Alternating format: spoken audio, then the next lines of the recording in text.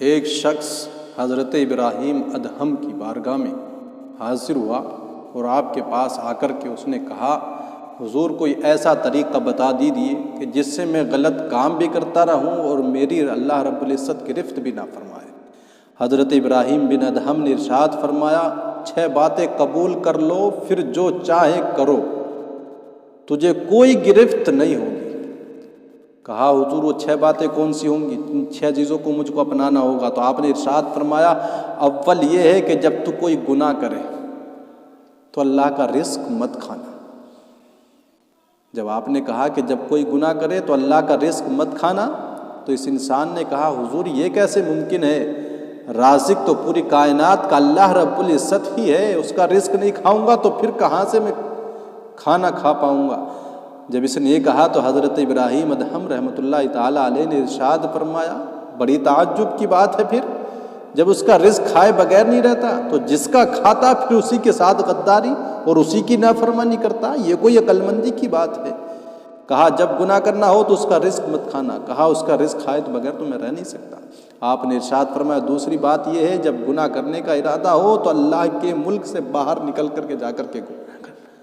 کہا، حضور مشرق سے لے کر مغرب تک، شمال سے لے کر جنوب تک پوری کائنات تو اسی کی ہے، ملکیت ہر جگہ اسی کی ہے، پھر اس کے ملک سے باہر میں کیسے جا سکتا ہوں؟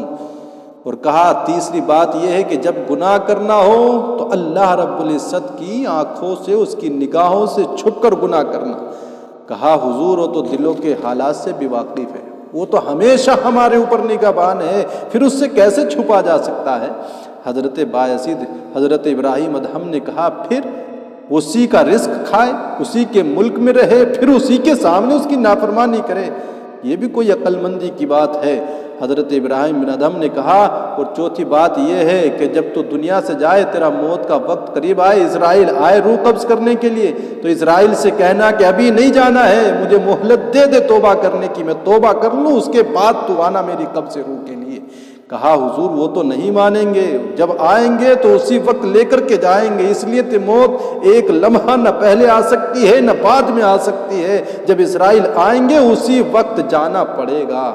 اور کہا، 5ویں بات یہ کرنا، جب تو دنیا سے چلا جائے اور فرشتے تجھ کو قبر میں جانے کے بعد قیامت کے دن جب حکم ہو کہ اسے دوزخ میں لے جاؤ تو کہنا میں نہیں جاتا۔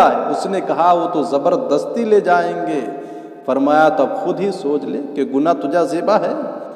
ارے وہ شخص اس کا رزق کھائے، اسی کے ملک میں رہے، اسی کے سامنے اسی کی نافرمانی کرتا رہے، جب تیرا ان تمام چیزوں پر قبضہ نہیں، اسرائیل کو بھی نہیں لوٹا سکتا ہے، ملک الموت کو واپس نہیں کر سکتا، فرشتوں سے کہہ نہیں سکتا کہ مجھ کو جہنم میں جانا نہیں، ان کو منا نہیں سکتا، وہاں رشوت بھی نہیں چل سکتی ہے۔ کہا، جب یہ سب باتیں ہیں تو پھر تو خود ہی سمجھ لے، آج تیرا ان باتوں پر تو قبضہ نہیں ہے، کم از کم اتنا تو تیرے قبضے میں بات ہے کہ اپنے گناہوں سے تائب ہو جا، توبہ کر لے گناہوں سے، اور اللہ کے حضور سر جھکاتے سچے دل سے تائب ہو جا۔ پیارے اسلامی بھائیو، جو بندہ خدا کا رزق کھاتا ہے اور اس کے ملک میں رہتا ہے، پھر اس کا رزق کھا کر اس کے ملک میں رہ کر پھر اسی کے سامنے اس کی نافرمانی خدا کی ناراضگی کا موجب ہے، اس لیے بندے کو گناہوں سے بچنا چاہیے۔ جو وقت ملا ہے، آج کا پچھتاوا کل کی بہتری کا ضامن ہے۔ آج زندگی ملی ہے، اس کو غنیمت جانو، اس لیے کہ ابھی سورج مغرب سے طلوع نہیں ہوا، توبہ کا در کھلا ہے، آج توبہ کر لے، وقت پر کافی ہے ایک قطرہ بھی آب خوش ہنگام کا، جل گیا جب کھیت می برسا تو پھر کس کام